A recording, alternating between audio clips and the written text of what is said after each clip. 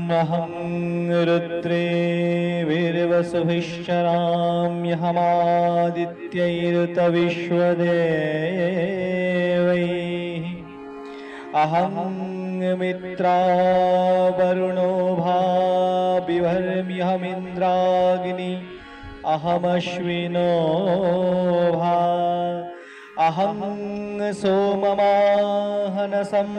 बिभर्म्यहं त्वष्टारमुतपूषणं भगम् अहं दधामि द्रविणं हविष्मते सुप्राव्ये यजमानाय सुन्वते अहं राष्ट्री संगमनी वसूनां चिकितुषी प्रथमायज्ञानां तांगमाद्यवा व्यधदुपुरुत्रा भूरिस्थात्रां भूर्यवेशयन्ते। আজকে তাদের উপস্থিত সকলকে আমার হার্দিক প্রণাম। আপনারাই জ্ঞানপীঠের কেন্দ্রে আছেন। যে প্রথমবার এসেছে, দ্বিতীয়বার, যে বারবার, প্রত্যেকেই। কারণ অদ্বৈত জ্ঞানপীঠ একটা মুহূর্তে নির্মাণ হয়নি, এবং যতদিন চলছে, যতদিন আমি চলছি, আমার সাথে সাথে এ চলতে থাকবে। এই জন্যই হয়তো প্রাজ্ঞরা বলেছে, যতদিন বাঁচি ততদিন শিখি। এখানে শেখা মানে কিছু জেনে যাওয়া বা কিছু আয়ত্ত করে নেওয়া মাত্র নয়। এখানে শেখা মানে আপনার জীবনের যখন যে ভঙ্গিমা আছে তার সাথে ছন্দে ছন্দ মিলিয়ে চলা।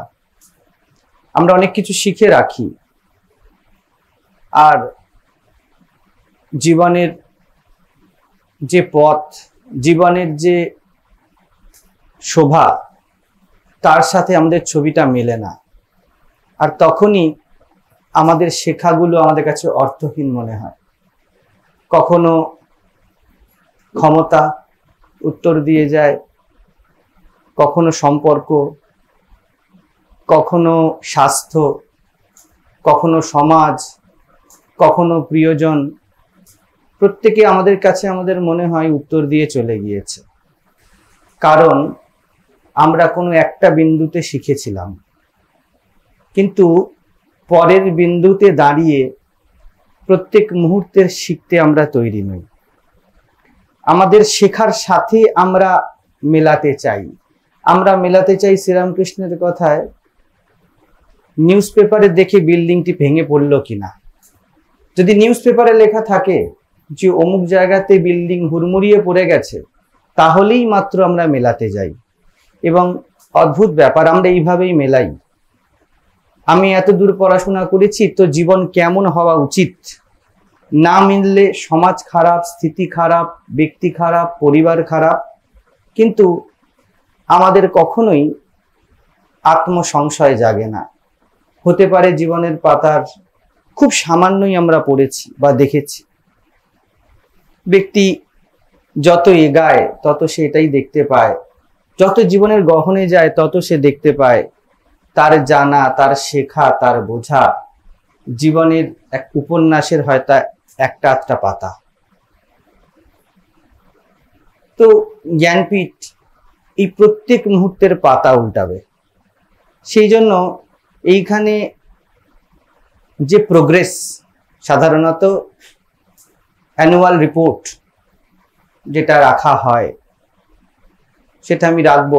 এই জন্য কথা দিয়েছিলাম বা বলেছিলাম যে মুখোমুখি, কিন্তু আমি দেখেছি যা সত্যি আমায় বলতে হবে, আপনারাই সবাই জ্ঞানপীঠ, তাও বলা সত্ত্বেও বলবো সৎসাহস বড় কম। আপনাদের প্রত্যেকের মুখের সামনে যদি মাইক ধরা হয়, আপনারা ভালো মন্দ জ্ঞানপীঠকে নিয়ে খুব কম বলতে পারবেন। যদি এরকম হয়ে থাকে তাহলে এখনো কয়েকটা পাতা উল্টানো হয়েছে। আবার এরকমও যদি হয়ে যায় যে এইটি ভালো এবং এইটি মন্দ এবং এখানে ইতি, তাহলেও সেই কম উল্টানো হয়েছে। আমি একটা সময় একটা কথা বলেছিলাম, আজকে আমাদের বোধহয় ইন্দ্র এতে দিয়েছিল স্ত্রিয়া সংস্থা গ্রুপে, তুমি ফল তো খেয়েছো কিন্তু খোসা সমেত। আপেল চাটনিও বলতে পারছো না, আর আপেলের স্বাদও পাচ্ছ না। এই দুটো একসাথে। আপনি যদি বলেন এটা ভালো এটা মন্দ বলে দিলাম এবং এখানে শেষ হয়ে গেল, তাহলে আপনি তো জীবনকে দেখলেন কিন্তু আপনার আয়নায়। আর আপনি যদি ভালো মন্দ ঠিক ভুল দেখেও চুপ থেকে গেলেন, তাহলেও সেই একই জিনিস ঘটলো অন্যভাবে। তো বড় হার্দিক এবং আন্তরিক চলনে জ্ঞানপীঠ প্রোগ্রেস করবে। কি করতে পেরেছি কি করতে পারেনি সেই নিয়ে কথা বলবো। সাধারণত কথা হলো মুখোমুখি, কিন্তু কিছু আপনাদের মধ্যেই আছে, এখানে আছে, আশেপাশে আছে, যারা মুখোমুখি হতে পারেনি। এই যে মুখোমুখি হতে না পারা, তাদের কিছু জিজ্ঞাসা, আমি তাদের যেহেতু মুখোমুখি হতে পারেনি তাই তাদের মুখোমুখি নাম রাখবো না। কিছু আমার কাছে আছে, হয়তো সেই প্রশ্নগুলির মধ্যে বা ভাবগুলির মধ্যে দিয়ে গেলে আমাদের অনেক উত্তর বা অনেক জিজ্ঞাসার নিরসন হয়ে যেতে পারে। তাই নর্মালি আমি নিই না, তবুও ছোট চিরকুট করে রেখেছি যে তারা যা বলতে চাইছে তার ভিত্তিতে। যেহেতু মুখোমুখি আসেনি তাই আমি মুখোমুখি তাদের নাম বা প্রশ্ন বলছি না।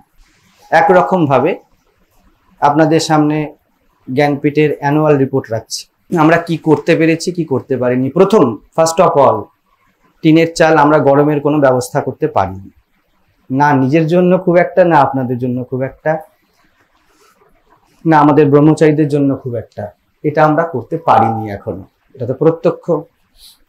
পূজার বেদি নির্মাণ হয়েছে, এটাও প্রত্যক্ষ।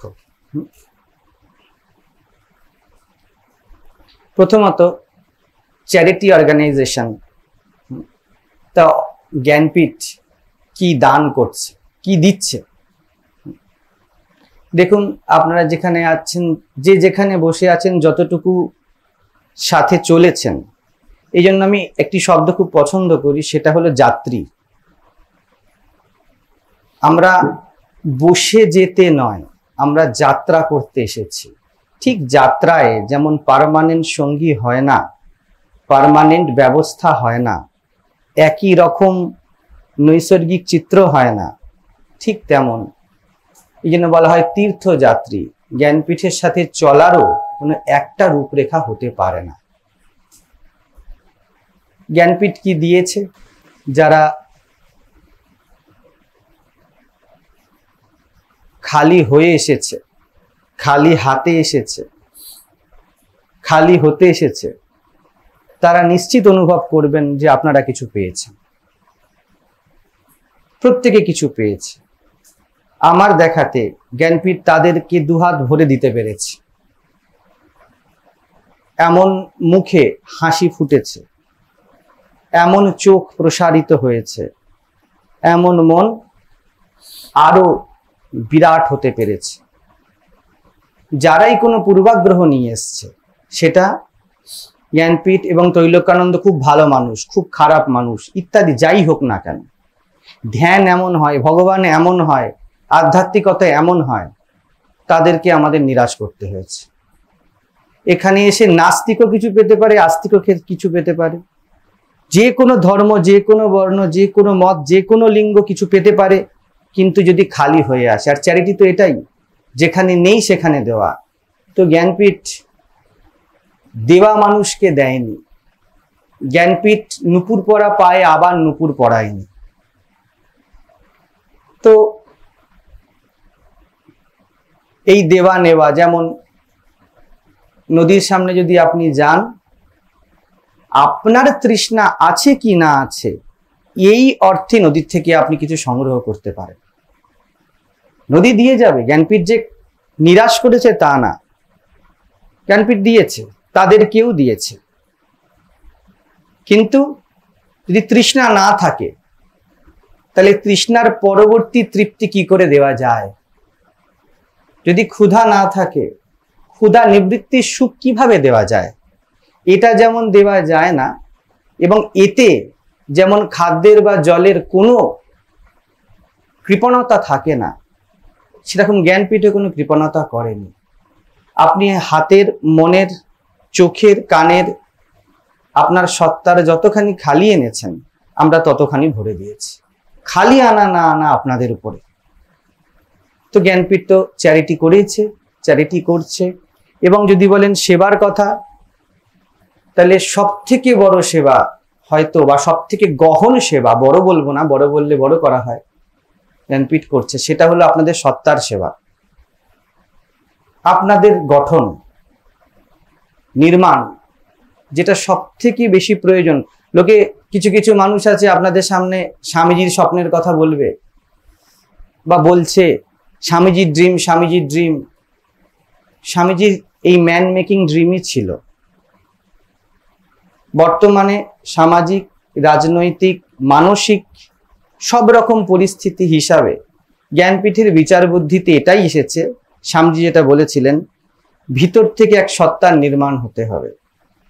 এবং কিছু নির্মাণ করতে গেলে যেমন খালি জমি চাই, সেই রকম জ্ঞানপীঠ সেখানেই নির্মাণ করতে পারবে যেখানে জমি খালি আছে, যেখানে অলরেডি কিছু আছে, সেখানে অনেক সময় রিনোভেশন হয়েছে, কিন্তু যে যেমনটি আছে তেমনটি রাখতে চায়, তার সাথে জ্ঞানপীঠ বিশেষ কিছু করতে পারেনি, ভবিষ্যতেও হয়তো পারবে না।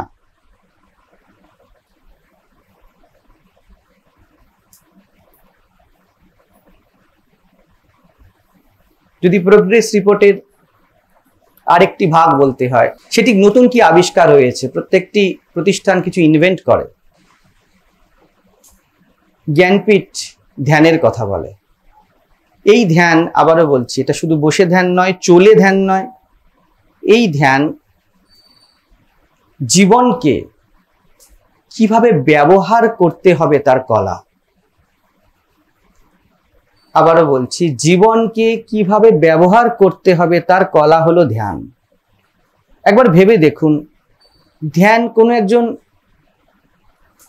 সত্যের খোঁজি করে। অ্যাটেনশন আপনি কখন দেন? যখন কিছু পেতে হবে। কিন্তু যদি কেউ আগে থেকেই জানে যে কি পেতে হবে, তাহলে ধ্যান কি করে হয়? আপনি আগে থেকেই জানেন যে সত্য কি, তাহলে সত্যর খোঁজ কি করে হয়? সেই জন্য যারা জানে ভগবান পেতে হবে, জ্ঞান লাভ করতে হবে, এনলাইটেন্ড হতে হবে, অন্য কিছু পেতে হবে জীবনে, টাকা পেতে হবে, ঘর পেতে হবে, যা কিছু, সম্পর্ক পেতে হবে, যে কোনো কিছু, যে আগে থেকেই জানে কি পেতে হবে, সে অন্তত ধ্যানই হতে পারে না। অভিনয় করতে পারে ধ্যানের, কিন্তু ধ্যানই না। জ্ঞানপীঠ একটা জায়গা প্রোগ্রেস করেছে, সেটা হলো এখানে একজন যে খোঁজি, সে আবিষ্কার করবে ধ্যান কি, বা ধ্যানের মাধ্যমে সে আবিষ্কার করবে জীবনকে কিভাবে ব্যবহার করতে হয়। আপনাকে যে এখানে বসে উৎসর্গ করে ব্রহ্মচারী সাধু হতে হবে এটিও নয় বিষয়, আপনাকে গৃহী হতে হবে এটিও নয় বিষয়, আপনাকে আনম্যারিড থাকতে হবে এটিও নয় বিষয়, আপনাকে সন্তান মানুষ করতে হবে, আপনার কর্তব্য পালন করতে হবে, নো ম্যাটার। যদি কোনো ম্যাটার আপনি অ্যাড করেন তাহলে আপনার ধ্যান ফেক হতে চলেছে। শ্রীরামকৃষ্ণদেব এর উদাহরণ খুব সুন্দর। ওই জন্য উনি পৈতে টুকুনি খুলে পুরো উলঙ্গ হয়ে বসতেন ধ্যান। কিছু মাত্র নেই তাহলে ধ্যান হবে, অর্থাৎ কোনো পূর্বাগ্রহ নেই, কোনো ছবি নেই, তাহলে তো আপনি খোঁজি, আপনি খুঁজছেন সত্য কি। সত্য অর্থাৎ আমার মধ্যে থেকে, আমার মধ্যে প্রকাশিত এই জীবন কি চাইছে। প্রত্যেকের গঠন আলাদা, ধরন আলাদা। আজকে সকালে আমি ধুতি রং করছিলাম, একটু হালকা হালকা হলুদ রং আমার হাতে এখনো পাবেন হয়তো। করতে গিয়ে আমার এটা মনে হলো,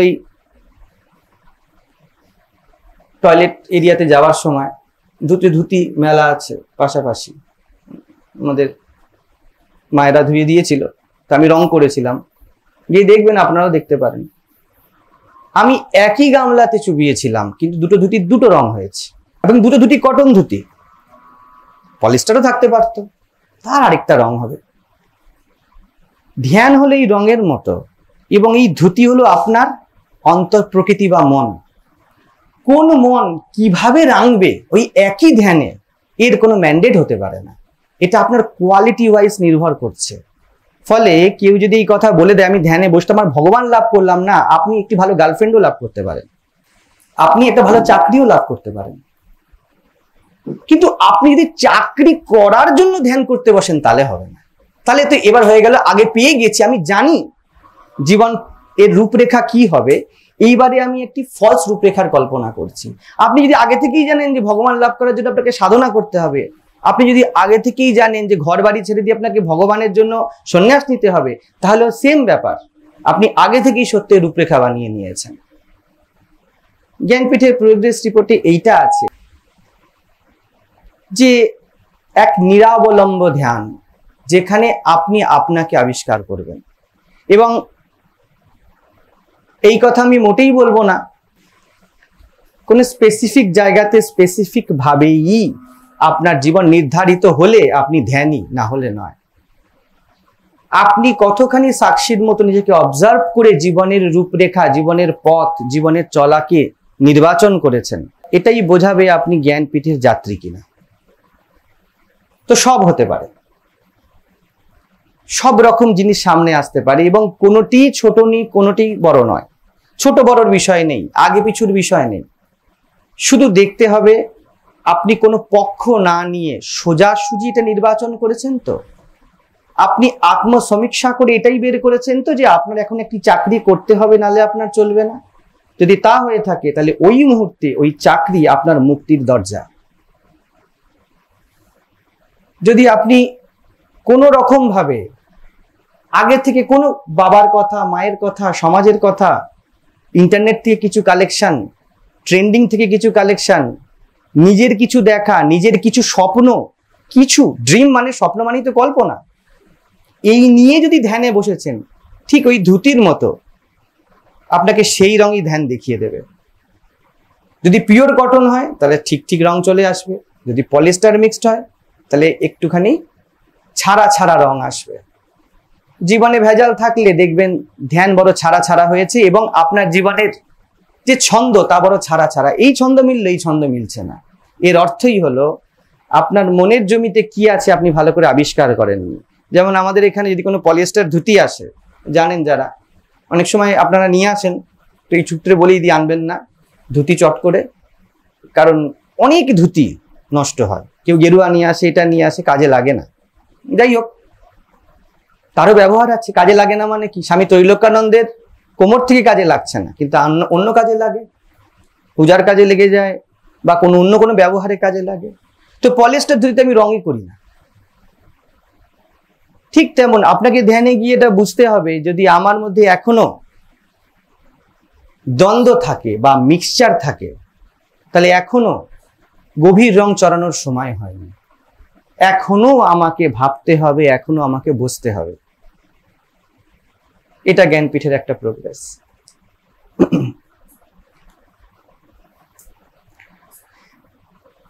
এখান থেকে কি পাবে দেখুন,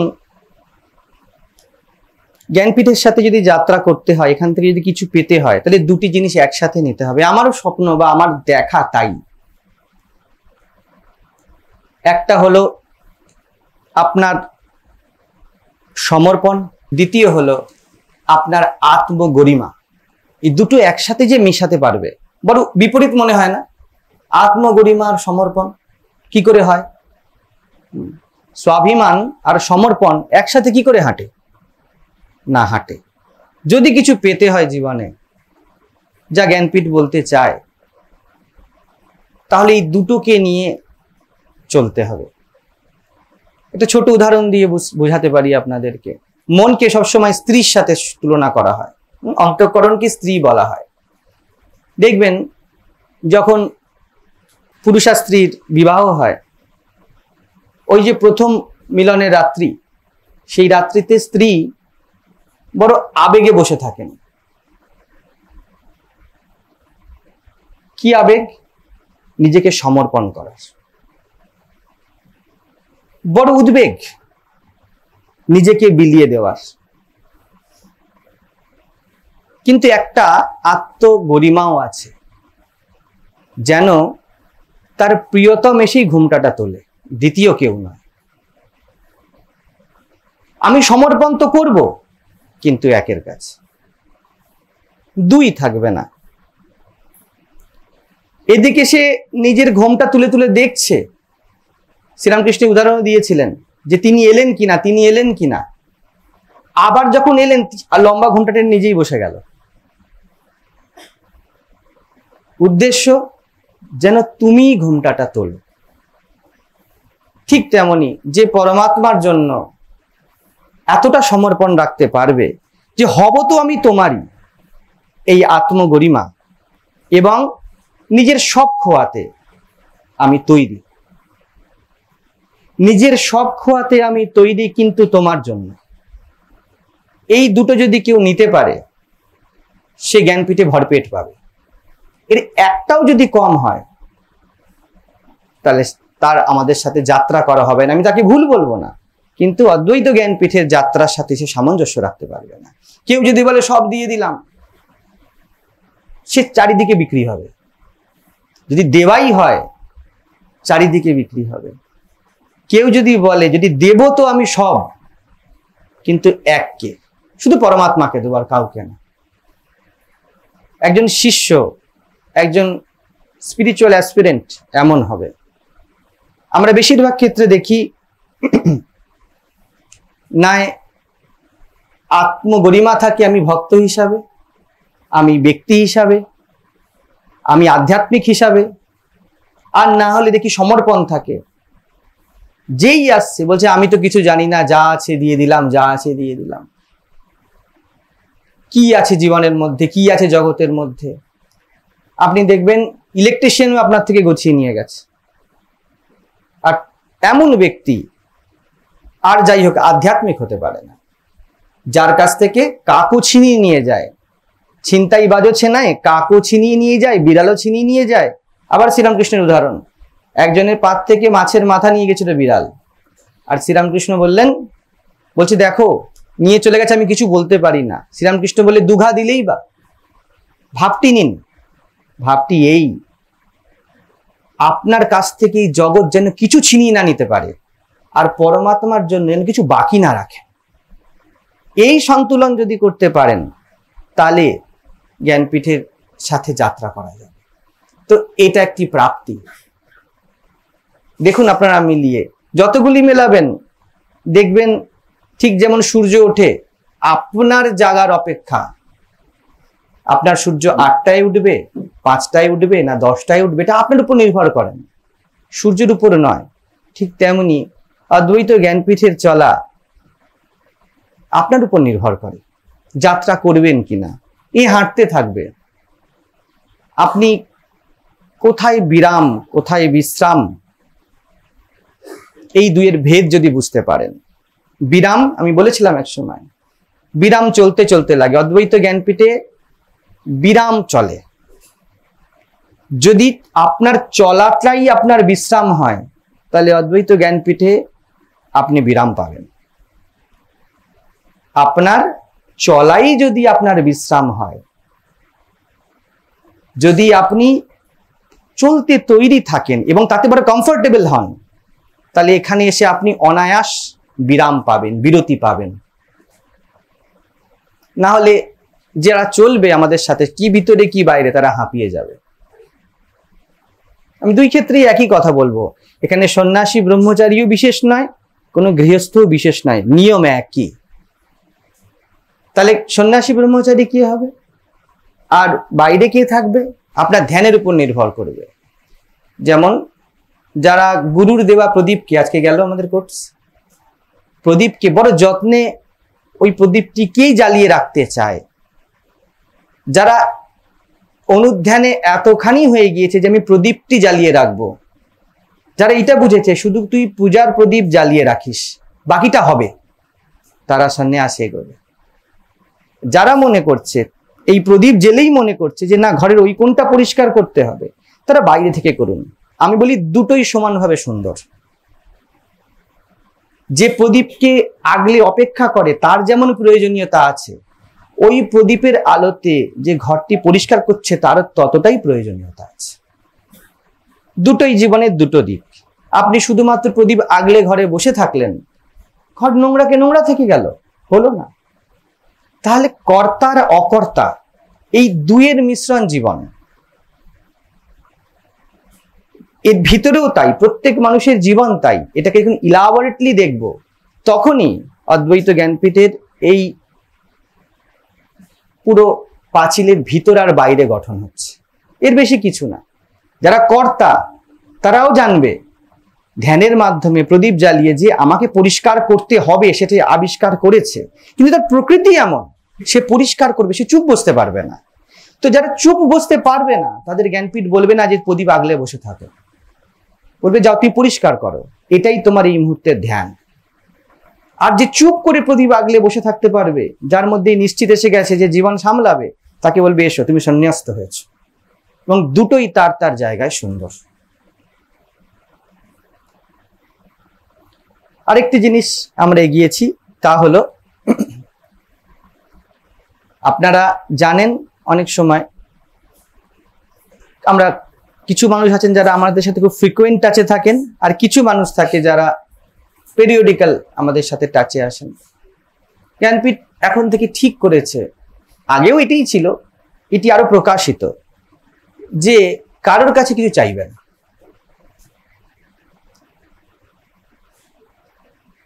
আমাদের এই যে সামনে দুর্গাপূজার অনুষ্ঠানের এই যে বেদি নির্মাণ হয়েছে, আমরা জানি যে জ্ঞানপীঠের পূজা অনুষ্ঠান একটা পূজা নয় শুধুমাত্র, এটি একটি ভাবে জীবন বাঁচার চেষ্টা, তার উপস্থাপনা।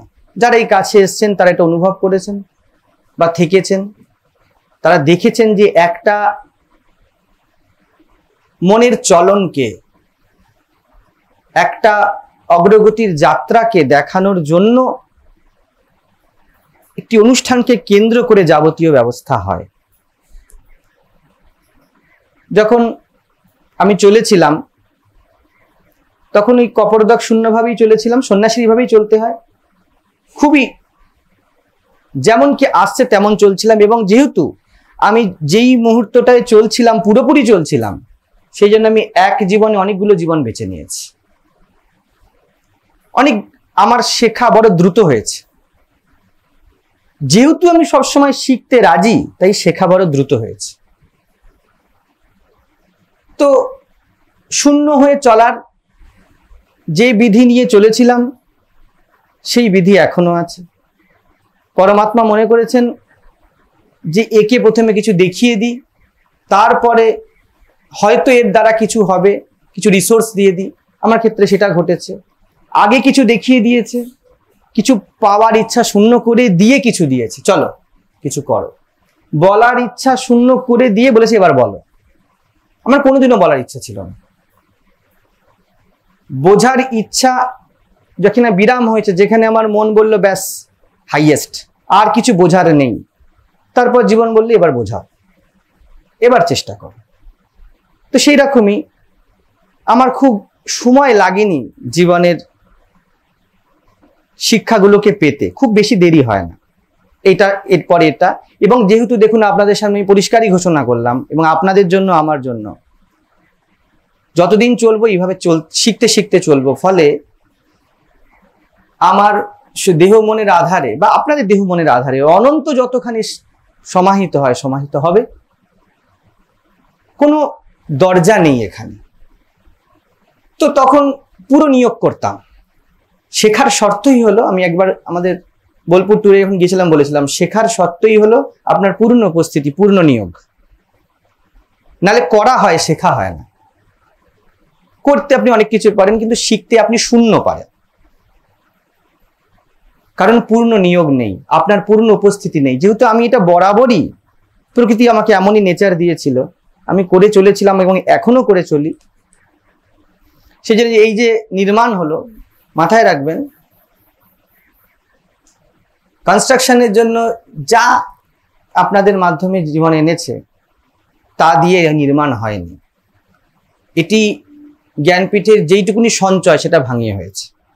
এবং এটা আপনাদের সামনে শুধু এই জন্য রাখছি যে জ্ঞানপীঠের যে বোল্ডনেস বা বোল্ডনেস মানে কিন্তু আমি একটু আগে বলছিলাম বোল্ডনেস আর নির্লজ্জতার মধ্যে ভেদ আছে। নির্লজ্জ ব্যক্তি বড় বোল্ড হয়, দোকান কাটা হয়ে গেলে বড় বোল্ড হয়ে যায় ব্যক্তি, তাই না? যেমন আমাদের সমাজে দেখতে পাবেন চারিদিকে রাজনেতাদের দেখবেন বড় বোল্ড, তারা সারাক্ষণ চেঁচাচ্ছে কারণ দোকানই কাটা, যে দল আসবে সে দলে চলে যাব। এইটাই যখন প্রিন্সিপাল তখন তো আর লজ্জার কিছু নেই। সব জনতা জানে আমি আগে এই দলের ছিলাম, আজকে এই দলের, কালকে ওই দলের হয়ে যাব, তাহলে আর লজ্জার কি আছে? তো বোল্ড আলাদা জিনিস। বোল্ড অর্থাৎ যা আছে তা, সেজন্য যা ফ্যাক্ট আজকে অ্যানুয়াল রিপোর্টে আমি সামনে রাখলাম, অত ভাবা হয়নি। আমাদের ব্রহ্মচারীদেরকে বললাম যা আছে দিয়ে দাও, যার থেকে এসছে তার থেকে আসবে, না আসবে না আসবে। সেই জন্য এখনো পর্যন্ত পরমাত্মা এখানে টিনই রেখেছেন, তো টিনই আছে, না আপনি রেখেছেন না আমি রেখেছি। যেদিনকে দেখবেন সেই জায়গা হয়ে যাবে সেদিন চাইলে এখানে এসিও হয়ে যাবে, অসুবিধা কিছু নেই। আর না হলেও কোনো অসুবিধা নেই, একটু ঘাম আপনার একটু ঘাম আমার, অসুবিধা কি আছে? সবই দরকার জীবনের জন্য। তো এইবারে যারা আপনারা এখানে আছেন, যারা অনলাইনে শুনছেন, তো যা কিছু এইবারে দুর্গোৎসব সব থেকে বড় উৎসব। আপনারা গতবারেও এখানে নিজেদের শারীরিক, আর্থিক, মানসিক সব রকম যোগ রেখেছেন, এইবারও রাখছেন। যারা এসেছেন, যারা আসবেন, যারা দিয়েছেন, যারা দিচ্ছেন, আপনারা মিলিয়ে নেবেন। এইবারে মায়ের পুজো যা হবে জানবেন তা মাই করেছে, জ্ঞানপীঠ চায়নি। যেটা অভাব হবে জানবেন মা চাননি, যেটা হবে না জানবেন আপনাদের দেওয়া না দেওয়ায় কিচ্ছু এসে যায়নি, জীবন তার কাজ করে চলে গেছে। এইটা একটা প্রোগ্রেস। জ্ঞানপীঠ একদম ঘোষিতভাবে নিরালম্ব চলতে শিখেছে। তো এক বছরে হয়তো আগে আগে আপনাদের সামনে কথা রাখা হয়েছে যে এইটা দিয়ে দেবেন বা এইটা দিয়ে দেবেন। এইবারে শুধু রাখা বলা হয়েছিল যারা একান্তই চাইছে তাদের বলা হোক, তাদের বলা হবে, তাও বড় সাবধান। তাও না, এইটা নয় যে আপনারা পর, এইটা আপনাদের হৃদয় যে সূত্রে নাচে, আমার হৃদয়ে সেই সূত্রে নাচে। ওই সুতোয় টান পড়লে যা আসার আসবে, এবং ওইভাবেই আসে। মানুষ কেবল সাক্ষী গোপাল, মিছে আমার আমার বলে। আমরা মনে করি আমরা করলাম, তো জ্ঞানপীঠ যে কথা বারবার বলছে ইউ আর নট দ্য ডুয়ার, এবার সেটা করবে। দেখা যাক মা কি করেন। সেই জন্য এই যে অনেকে বলেছে অদ্বৈত জ্ঞানপীঠে, হয়তো ব্লগেও গিয়েছিল, বোধহয় গেছে কিনা আমি জানি না, গেছে মায়ের, হ্যাঁ গেছে। এই যে জ্ঞানপীঠের চলা, এটি সত্যি প্রকৃতি মায়ের করুণা, নালে চলার কথা নয়। এত পরিষ্কার পরিচ্ছন্নতে এটা তো কজন, 70 জন হবে? 70 জনকে 7টা মাথাকে রাখা যায়। আপনাদের পরিবারটা দেখেন, পরিষ্কার কথা বলে 7 জনকে একসাথে রেখে দেখান। পরিষ্কার কথা বললে আপনি হয়তো আপনার সঙ্গীটিকেও সাথে রাখতে পারবেন না, বড় কঠিন হবে। আমি পরিষ্কার কথা বলেও যে আপনারা 70 জন এখানে আছেন, এর কারণ পরমাত্মা, নাহলে থাকতো না। এর কারণ আপনাদের মধ্যে থাকা সৎসত্তা, যা আমার পরিষ্কার স্বচ্ছ চলার দ্বারা কোনোভাবে ঝঙ্কৃত হয়েছে। সেইখানে ঝঙ্কার উঠলেই আপনারা আসবেন, তাহলে কিচ্ছু নেই এখানে পাওয়ার মতো। কিছু কিছু মানুষ আছে আপনাদের মাঝখানে যারা হয়তো এরকম রিউমার ছড়ানোর চেষ্টা করছে যে জ্ঞানপীঠ কারোর কাছ থেকে কিছু চেয়েছে। আমি জ্ঞানপীঠে দাঁড়িয়ে, আজকে তো আমাদের অ্যানুয়াল রিপোর্ট, আমি পরিষ্কার ঘোষণা করছি স্বামী ত্রৈলোক্যানন্দ আজ পর্যন্ত কারোর কাছ থেকে কিছু চায়নি। কবির বলেছিলেন এই কথা। এটা কোনো অহংকার নয়, এটি হলো সেই স্ত্রীর মতো সমর্পণ যে জানে পরমাত্মা রূপ স্বামী এসে এই ঘোমটা তুলবে, আর দ্বিতীয় কেউ নয়। আবার দ্বিতীয়বার বলছি খুব পরিষ্কার করে, যাকে আপনারা স্বামী ত্রৈলোক্যানন্দ বলেন, তার সত্তা কোনোদিনও কারোর কাছ থেকে কিছু চায়নি। সেই জন্য বিভ্রান্তির শিকার হবেন না। এমনকি এর সাথে এটাও এগিয়ে দিয়ে বলবো, আগেও বলেছি, যখন কেউ কিছু দিতেও চেয়েছে, যদি সুযোগ থেকেছে, আমরা বাজিয়ে নিয়েছি এ নেওয়ার যোগ্য কিনা, এ বলার যোগ্য কিনা। কারণ প্রেমে দেওয়া হয়, যেখানে প্রেম নেই সেখান থেকে জ্ঞানপীঠ একটা পিনও নেয়নি। তো এই বিভ্রান্তিতে কেউ পড়বেন না যে জ্ঞানপীঠ কোনোদিনও কারোর কাছে গিয়ে কিছু শতপ্রণোদিত হয়ে বলেছে বা বলবে। এখন থেকে তো এটা জ্ঞানপীঠ রেখে দেখাবে, করে দেখাবে। দেখা যাক, জীবন তো একটাই হয়, যতটা সহজভাবে চলা যায়। তো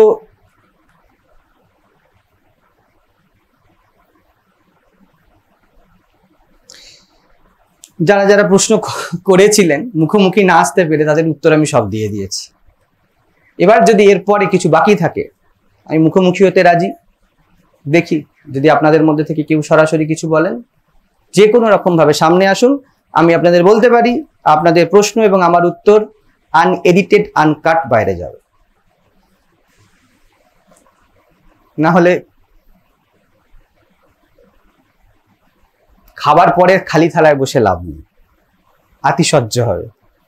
পেট ভরে গেছে, থালার পারপাস শেষ। তো আমার তো যা বলার আমি মন খুলে বলে দিলাম। আপনি বা আপনারা, আমি আলাদা নই।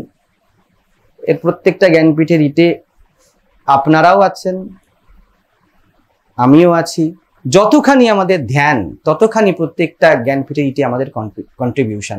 যতখানি আমিত্ব, ততটাই আপনারা দূরে থেকেছেন। হয়তো এখানে ভিতরে থেকেও হতে পারে, বাইরে গিয়েও হতে পারে। আমার ক্ষেত্রেও সেই একই নিয়ম। যতখানি স্বামী ত্রৈলোক্যানন্দ নিজের জন্য ভেবেছে, সে জ্ঞানপীঠের জন্য কিছু করতে পারবে না। ততখানি পরমাত্মার জন্য ভেবেছে, ততটাই আমার দ্বারা জ্ঞানপীঠের কিছু হয়েছে।